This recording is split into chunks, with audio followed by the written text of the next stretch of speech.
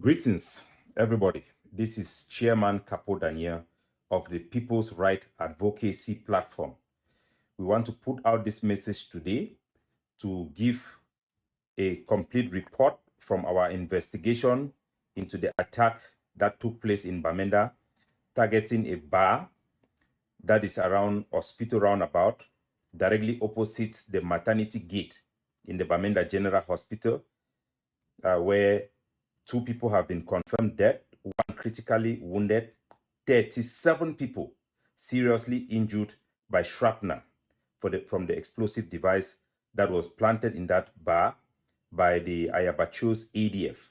We want to condemn this action and send our sympathy to our people who are involved in this tragic event. We want to condemn it and make it clear that such actions should not go unpunished, and they do not reflect any conduct that is worthy of the cause of the Anglophone people. We reject it and we condemn it at the highest possible level. We have spoken to the people that are around, that surrounds this event. The owner of that bar is one Ba Nyong, a Baliman who lives in Old Town. According to the information from our people on the ground, he has cut off the ADF of Ayabacho who were demanding money from him.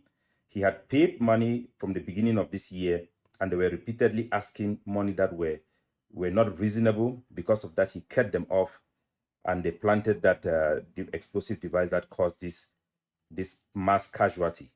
I'm going to play for you audios that we have obtained within the Ayabacho's ADF that was planning this attack. The original idea, the original intent of this of the ADF of Ayabacho was to cause mass casualties, spreading bullets on civilians to make sure that they kill at least 20 people. The original plan was to carry out an attack targeting bars in Kwen who are not paying liberation taxes or support money to the Ayabacho's ADF.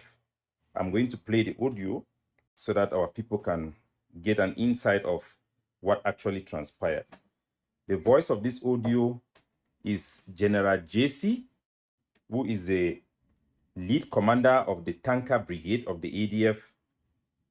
One of the last people I told you people has been a die-hard follower of Ayabacho and carry out operation for that organization. So this is the audio that we have obtained that I want to play to you to hear. Listen. When Cameroon comes on, I will stop Brazzaville on Queen. Them so make something people they will give man Brazzaville but so he go fear for take him for that very Queen. If not today, tomorrow. Yes. Them say go be na that kind of way the whole world journalists they go sing them. I go make something way it no go be na 1 man, 2 man, 3 man. Them say for make and make some people they know say we don't sacrifice for war. Them say any of that by the way they say so I could drop for someone so them say no be that way then be talk so they shoot bullet go take a journalist. Spray bullet direct for people they are skin. Me they talk say yes, like 10 people don't die for the bar, 5 die for that one, 6 die for that one, like 20 day hospital. When I make a so for 3 places they go tell someone say go shit down for some people they deserve that I take one but to be able to deny. So you have all heard from Ayabacho's ADF commander, JC.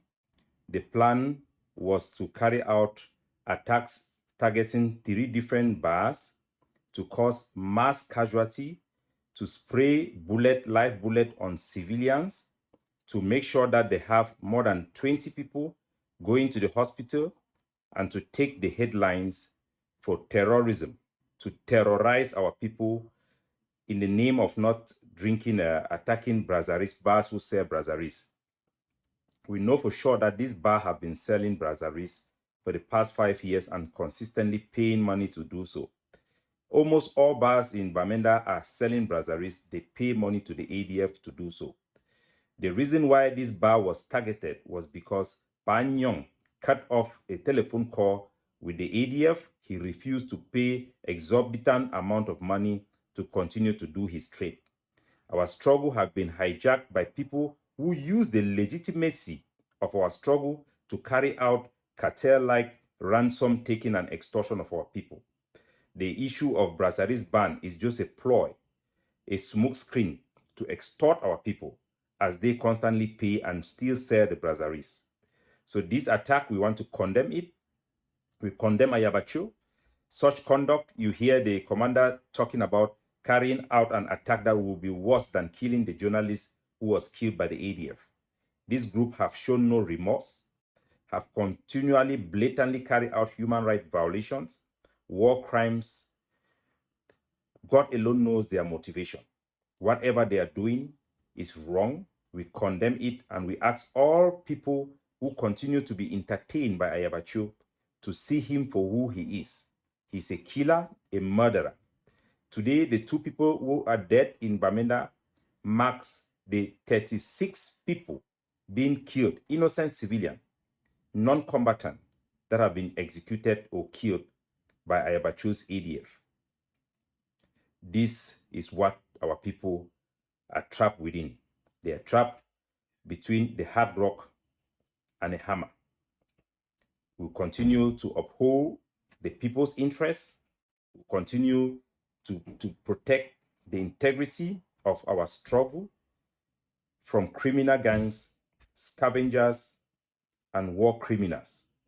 We condemn this attack, and we ask all Ambazonians who are genuinely fighting for our people, who are for the struggle of the Anglophones, to secure our right of self-determination and our dignity, to condemn such atrocious actions. We have seen the ADF carry out public execution, so this conduct does not come. We are not surprised of this attack, but we will never accept this conduct as the new normal. We will never accept the abuses as the new normal. So we want to put out this message to condemn this attack and send a clear message to all Ambazonian soldiers that targeting innocent civilians is not acceptable.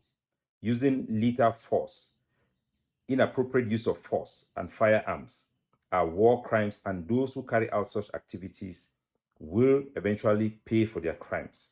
You are responsible. You are personally responsible.